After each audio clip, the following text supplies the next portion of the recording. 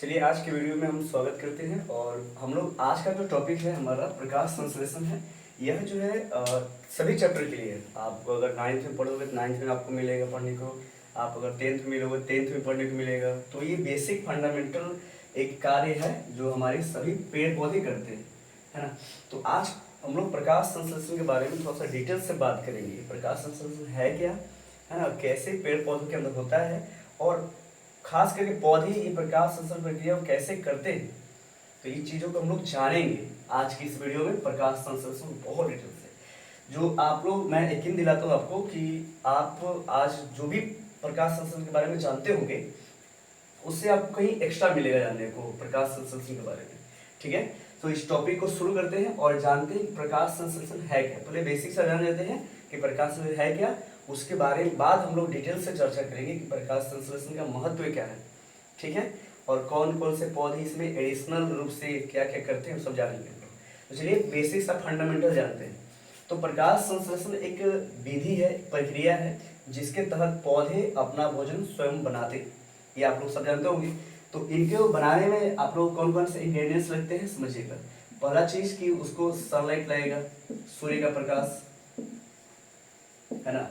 दूसरा चीज जो जरूरत है वह है आपका कार्बन डाइऑक्साइड ले लेते हैं। तो कार्बन डाइऑक्साइड,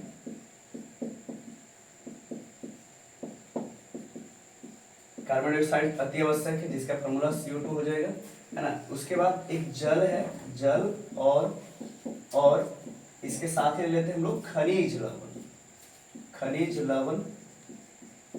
ठीक है, खनिज लवण हो गया। उसके बाद आप बात करें तो देखिए सनलाइट हो गया, सूर्य का कार्बन डाइऑक्साइड हो गया, जल और खनिज लवण हो गया। उसके साथ आप लोगों को चाहिए क्लोरोफिल, क्लोरोफिल जिसको हम लोग हिंदी में पर्णहरित बोलते हैं, पर्णहरित। तो ये सारे इंग्रेडिएंट्स चाहिए पौधों को भोजन बनाने के लिए, यानी कि प्रकाश संश्लेषण की क्रिया करने के लिए। अब प्रकाश संश्लेषण में कैसे कैसे क्या करते हैं पौधे, कहाँ कहाँ से क्या प्राप्त करते हैं उसको देख लेते हैं। तो सबसे पहला चीज की सनलाइट, सनलाइट तो सन की साथ के द्वारा मिलता है। मान लीजिए कि अगर यह सन बना ले तो यह सन के द्वारा आपका लाइट मिल जाता है पौधों को। ठीक है, अब उसके बाद है कार्बन डाइऑक्साइड, तो जिसे पौधे जो है वायुमंडल के थ्रू प्राप्त करते हैं। वायुमंडल यानी बाहरी जो वायुमंडल है उसके तहत जो है स्टोमाटा नामक छिद्र के से प्राप्त करते हैं।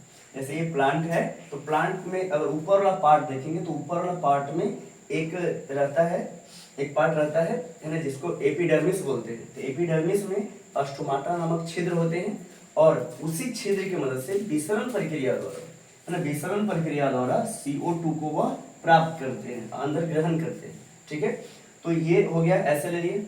उसके बाद जल और खनिज लवण है। तो आप लोग पता है कि इस काम को करने में हमारा जो जड़ है, पेड़ पौधों का जो जड़ होते हैं वह एक्सपर्ट होते हैं, क्योंकि आपका जो जड़ होता है वो धरती के अंदर होता है, वहां पे जल मौजूद होता है। और मिट्टी के अंदर जितने भी पोषक तत्व होते हैं उनमें खास करके खनिज लवण की बात करें तो वो होता है मौजूद, है ना। तो खनिज लवण और जल को वह जड़ के माध्यम से प्राप्त करते हैं पौधे। ठीक है, उसके बाद लास्ट क्लोरोफिल। तो क्लोरोफिल के कारण ही पत्तों का रंग हरा होता है, यानी कि पत्तियों के अंदर ही क्लोरोफिल मौजूद होता है। और यह जो है कहाँ रहता है क्लोरोफिल, तो क्लोरोप्लास्ट के अंदर। क्लोरोप्लास्ट आपको जो है 9th क्लास में आपको पढ़े होंगे, है ना। तो 9th क्लास के अंदर आपको जो है पत्ता में रहता है क्या पढ़े होंगे कि पत्ता के अंदर क्या रहता है, क्लोरोप्लास्ट होता है और क्लोरोप्लास्ट के अंदर ही होता है क्लोरोफिल। तो यह सारी चीजें आप लोग मालूम चल गया होगा कि कैसे कहाँ कहाँ से ये पौधे जो है प्राप्त करते हैं प्रकाश संश्लेषण करने के लिए। ठीक है, अब उसके बाद बात करते हैं कि यह जो है प्रक्रिया कैसे करते हैं। तो चलिए प्रक्रिया करते हैं तो उसको समझाते हैं आप लोगों को। तो जैसे देखिए आप लोग क्या करते हैं, सबसे पहला चीज की सबसे पहले चीज H2O। तो ये हम पत्ता की बात करें तो ये मान लीजिए कि पत्ता है, ये पत्ता मान लेते हैं और हम लोग पीपल का ही पत्ता ले लेंगे, ये पीपल का पत्ता मान लीजिए। ठीक है, तो क्या हुआ कि पेड़ पौधे के थ्रू, इसके थ्रू क्या प्राप्त हुआ, जल प्राप्त हुआ। तो जल प्राप्त करके यानी कि इसके अंदर पानी की आ गया, पानी यहाँ आ गया यहाँ पे, ठीक है, पानी है। अब यह जैसे ही सूर्य के प्रकाश जैसे ही इस पे पड़ेगा, है ना, हम इस पे पड़ेगा, तो सबसे पहला काम जो रहेगा क्लोरोफिल का रहेगा। यह क्या करेगा, तो यह प्रकाश संश्लेषण, सॉरी, यह जो है सूर्य के लाइट को यानी सनलाइट को वह ऑब्जॉर्व करेगा, और ऑब्जॉर्व करने के बाद उसको ग्रेनम में रख देगा। ग्रेनम एक छोटा सा पार्ट होता है आपको क्लोरोप्लास्ट का, तो उसके अंदर भर के रख देगा सन के लाइट को, ठीक है। और सन के लाइट को रखने के बाद अब क्या करता है कि ये जो जल है इस पर अटैक करता है, यानी कि ध्यान दीजिएगा, यह जो क्लोरोफिल है, क्लोरोफिल जो है यह सन के लाइट को ऑब्जॉर्व करता है, और जैसे ऑब्जॉर्व किया तो यह जो है जैसे जल के संपर्क में लाएगा तो एक मैकेनिज्म के थ्रू यह H2 और प्लस O2 यानी कि हाइड्रोजन गैस और ऑक्सीजन गैस में टूट जाएगा। यानी सबसे पहला जो कार्य होगा वह क्लोरोफिल जो सन के लाइट को ऑब्जॉर्व करेगा, जिसके कारण जल टूटेगा दो भाग में। किसके कारण, तो सनलाइट के कारण यह टूटेगा दो भाग में। कौन कौन, तो H2 प्लस O2, यानी कि सनलाइट और क्लोरोफिल का काम बस इतना सा है, बस, और इससे ज्यादा और कोई काम नहीं है। सनलाइट केवल और केवल जो इतना काम करेगा। उसके बाद जो है काम हो जाता है किसका, देखिए जैसे ही आपका यह H2 बन गया, अब यह जो H2 है जो बाहर से वातावरण से जो लाया गया है CO2, उसको क्या करेगा, उसको यह ग्रहण करेगा, है ना। यह जो H2 CO2 को ग्रहण के साथ मिल करके और बना देगा यही आपका C6H12O6 दैट इज ग्लूकोज, है। और यही जो है भोजन होता है इन लोगों का, ठीक है। सो हम लोग इसको अगर मिलाएंगे अच्छे से तो देख लेते हैं यहाँ मिला करके।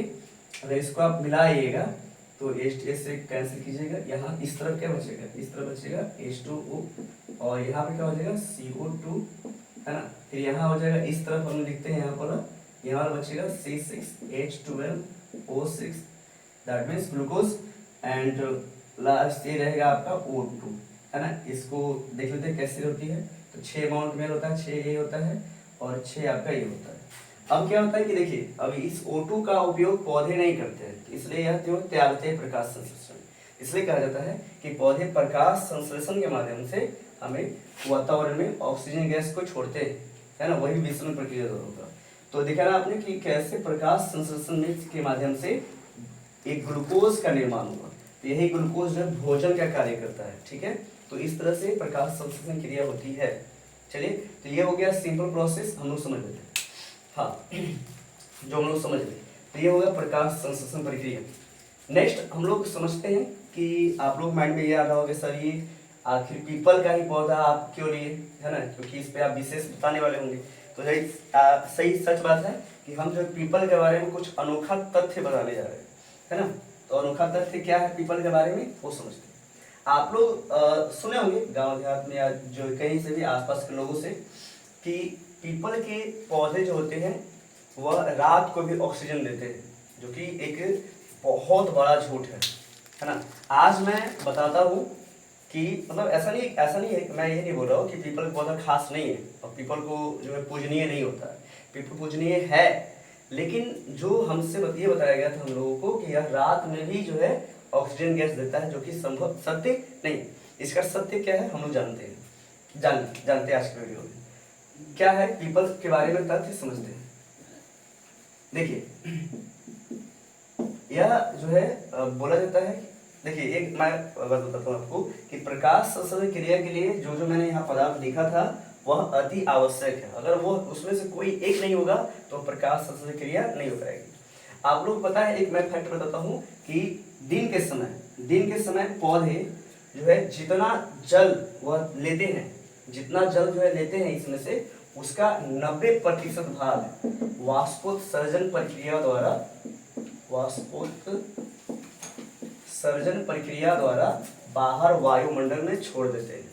आप समझ रहे, मतलब यह है कि 100 लीटर पौधे अगर वो जल लेते हैं अपने आप को धरती के नीचे से सोखते हैं प्रकाश संश्लेषण करने में, तो लगभग 90 लीटर भाग जो है वह पत्तों के माध्यम से वाष्पीकरण प्रक्रिया द्वारा बाहर वायुमंडल में छोड़ देते हैं। आप समझिए, 90% भाग छोड़ देते हैं, मात्र 10% यानी कि 10 लीटर ही का ही उपयोग वे करते हैं प्रकाश संश्लेषण प्रक्रिया में। आप अंदाजा लगा सकते हैं। तो जल की हानि कितनी होगी, बहुत ज्यादा। यानी कि जब प्रकाश संश्लेषण क्रिया होती है तो उसमें जल की बहुत ज्यादा हानि होती है। ठीक है, तो पीपल के पौधे जो है इस जल हानि को रोकने के लिए और जल हानि को रोकने के लिए उन्होंने क्या करता है वो बताते हैं। रात के समय में क्या करता है कि रात के अंदर वह, जब बाकी सब पौधे जो है जैसे करते रहते हैं, तो रात के समय वह जो है श्वसन के साथ साथ प्रकाश संश्लेषण का कुछ थोड़ा सा भाग, जैसे कि प्रकाश संश्लेषण मैंने बताया था कि एक चाहिए था CO2, तो बाकी जो पौधे हैं वह रात को CO2 नहीं लेते हैं, मतलब कुछ कुछ पौधे हैं, लेकिन बाकी जो अधिकतर पौधे हैं जो रात के समय में केवल और केवल ऑक्सीजन ग्रहण करते हैं और CO2 छोड़ते हैं, यानी कि श्वसन क्रिया करते हैं। लेकिन पीपल हो गया, है ना, अरिका पाम हो गया, नीम हो गया, स्नैक प्लांट हो गया, आर्किड हो गया, तुलसी हो गया, है ना, फिर से अरिका पाम, नीम, स्नैक प्लांट, आर्किड और तुलसी, ये सारे जो प्लांट हैं वे, और उसमें एक आ गया आपका पीपल भी, ये करते क्या है, तो यह रात के समय CO2 को ग्रहण कर लेते हैं, क्योंकि रात के समय प्रकाश संश्लेषण नहीं होता। अब प्रकाश संश्लेषण नहीं होगा तो क्या जल की हानि होगी, जल की हानि नहीं होगी। अब जल की हानि होगी नहीं तो वे करते क्या है, समझिएगा डायरेक्ट। अब वह देखिए स्टोमाटा अपना बंद रखेंगे, है ना। इस समय क्या है, जब प्रकाश संश्लेषण भी करते हैं तो उस समय स्टोमाटा उनका खुला रखना पड़ता है। क्यों, क्योंकि वहां से CO2 लेना है और ऑक्सीजन त्यागना है कि नहीं। लेकिन पीपल और ये सारे पौधे करते क्या है कि रात के समय CO2 को ग्रहण कर लेते हैं और इसको मेलेट के रूप में, है ना, मेलेट करके एक पदार्थ, केमिकल पदार्थ होता है, उसके रूप में वे जमा कर लेते हैं अपने पत्तों के अंदर। ठीक है, पत्तों के अंदर जमा कर लेते हैं, यानी कि पीपल के पौधे और ये सब रात के समय CO2 को ऑब्जॉर्व करते हैं। ठीक है, यानी कि ये चीज है कि रात के समय वे ऑक्सीजन देते ही हैं और रात के समय CO2 को ऑब्जॉर्व कर लेते हैं इन सारे पौधे।